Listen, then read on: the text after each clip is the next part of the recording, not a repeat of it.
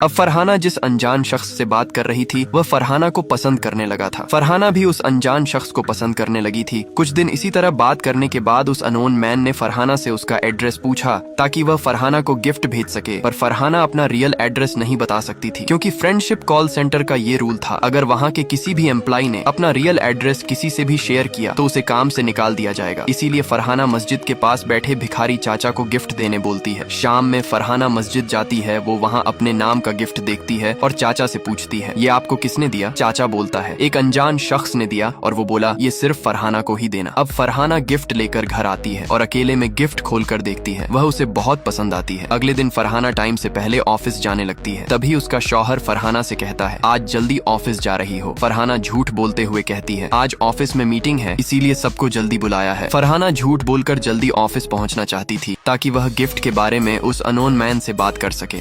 अब फरहाना जो 2 नाव की सवारी करना चाह रही थी, जल्दी से तैयार होकर अपने शौहर से झूठ बोलकर ऑफिस फ्रेंडशिप कॉल सेंटर पहुंच जाती है और उस अनोन मैन के कॉल का इंतजार करती है जिसने उसे गिफ्ट भेजा था, जिसे देख फरहाना बहुत खुश हुई थी। फरहाना जल्दी ऑफिस तो आ गई थी पर उस अनोन मैन के कॉल का कोई अता पता ही नहीं था। ये देख फरहाना बहुत परेशान हो जाती है। फिर उस अनोन मैन के दिए गिफ्ट को बड़े गौर से निहारती है। ये देख फरहाना की सहेली जेली बोलती है, वाओ सो ब्यूटीफुल, किसने दिया ये? तुम्हारे सोहर ने। फरहाना ने जेली से कहा, नहीं यार, उस अनोन मैन ने। अब फरहाना उदास होकर घर चली जाती है। अगले दिन फरहाना ऑफिस जाते वक्त पेपर में कुछ ऐसा देखती है जिसे देख फरहाना डर जाती है। दरअसल पेपर में फरहाना के बारे में ही छपा था। फरहाना जो दूसरे मर्द के साथ बैटिंग करना चाह रही थी, पर फरहाना ने उस अननोन मैन के साथ जो भी बातचीत की थी उन सभी को पेपर में लिखा गया था। यहाँ तक कि जो गिफ्ट फरहाना को दिया था उसके बारे में भी पेपर में लिखा था। ये सब देख सोचकर फरहाना बहुत डर जाती है। ऑफिस पहुंचकर फरहाना ये सब सहेली मीना को दिखाती है। अब सहेली मीना फरहाना की बात सुनकर उसे पुलिस कंप्लेंट करने की सलाह देती है।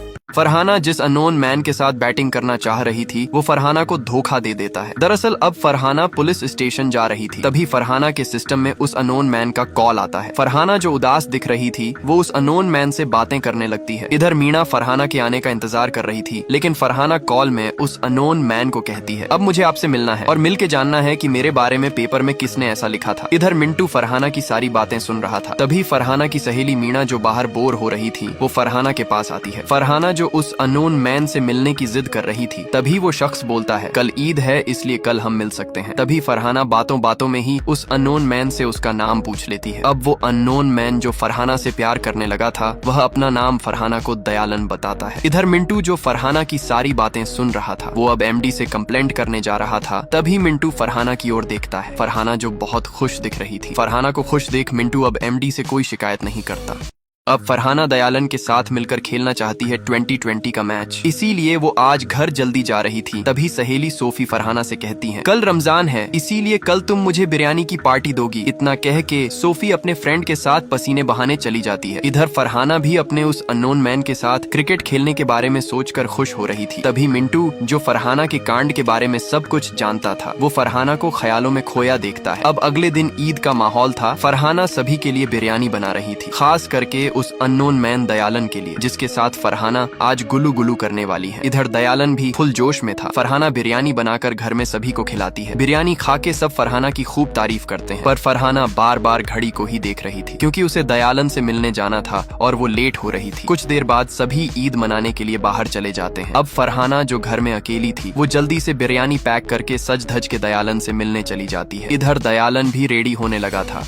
अब फाइनली फरहाना सज धज के दयालन से मिलने मेट्रो स्टेशन जा रही थी। तभी फरहाना का सोहर करीम जो मार्केट आया था वो फरहाना को देख लेता है। फरहाना जो डर के मारे छुपते छुपाते हुए दयालन से मिलने जा रही थी, तभी करीम फरहाना को फॉलो करने लगता है। इधर फरहाना जो खुश भी दिख रही थी और डर भी रही थी, पर उसे पता नहीं था कि उसका सोहर करीम और फ्रेंडशिप कॉल सेंटर का इंचार्ज मिंटू जो फरहाना के कांड के बारे में सब कुछ जानता था, दोनों फरहाना को फॉलो कर रहे थे। इधर दयालन भी अब मेट्रो स्टेशन पहुंचने वाला था। तभी स्टेशन में मेट्रो पहुंचती है। फरहाना गौर से उसे निहारती है। इधर करीब और मिंटू भी फरहाना को गौर से देखता है। मेट्रो के अपोजिट साइड दयालन खड़ा था और अब सिर्फ मेट्रो के जाने का इंतजार था, लेकिन तभी फरहाना का मोबाइल वाइब्रेट करने लगता है। फरहाना कॉल उठाती है। दूसरे साइड से नित्या रोते हुए फरहाना को कहती है, सोफिया अब नहीं रही, किसी ने सोफिया का खून कर दिया। ये सुनते ही फरहाना के रोंगटे खड़े हो जाते हैं। दरअसल सोफिया फरहाना के सामने ही उस कॉलर फ्रेंड के साथ पसीने बहाने गई थी। अब हम सोफिया को देखते हैं जिसे धोखे से पलंग तोड़ करने बुलाया गया था।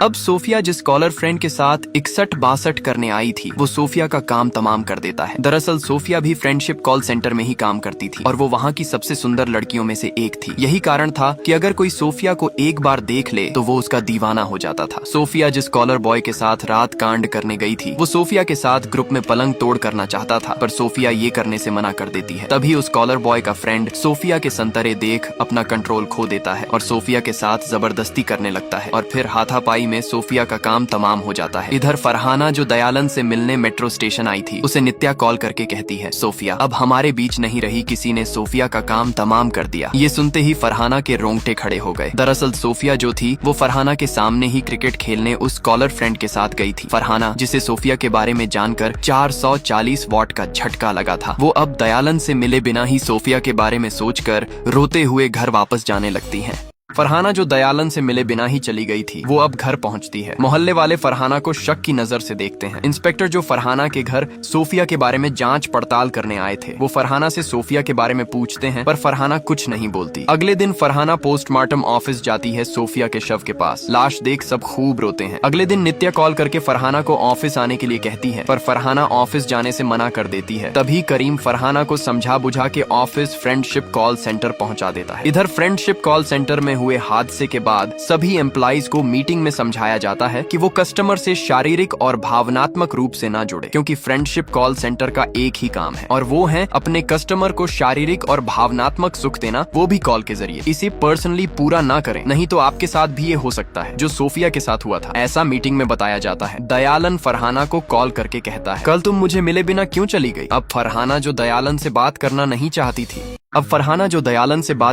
चाहती थी, लेकिन फिर भी दयालन कॉल करके फरहाना को कहता है, कल तुम मुझसे मिले बिना क्यों चली गई? मैं पागलों की तरह तुम्हें वहाँ ढूंढ रहा था। पर सोफिया के साथ हुए हादसे को ध्यान में रखते हुए फरहाना अब किसी से भी कनेक्ट होना नहीं चाहती थी। इधर मिंटू जो फरहाना की सारी बातें सुन रहा था, अगले दिन फ्रेंडशिप कॉल सेंटर का सीनियर ऑफिसर फरहाना को उसका टारगेट पूरा करने के लिए कहता है। फरहाना जो किसी भी कस्टमर से बात नहीं करती थी, इसीलिए उसका रैंक धीरे धीरे डाउन होता जा रहा था। प्रेशर के चक्कर में फरहाना नित्या से कहती है, मैं ये काम छोड़ना चाहती हूँ। नित्या फरहाना को एडवाइस देती है, सीनियर से बात करके दूसरे डिपार्टमेंट में ट्रांसफर करवा लो। अब फरहाना ऐसा ही करती है, पर सीनियर फरहाना को 2 हफ्ते रुकने के लिए कहता है। फरहाना दयालन के कॉल का इंतजार करने लगती है, पर उसके कॉल का कोई अता पता ही नहीं था। ये देख फरहाना बहुत परेशान हो जाती है। तभी अचानक फरहाना के सिस्टम में कॉल आता है। कॉल के उस साइड से कोई कुछ नहीं बोलता। इधर फरहाना बहुत खुश हो रही थी, क्योंकि वो समझ गई थी कॉल करने वाला कोई और नहीं, वो दयालन ही है।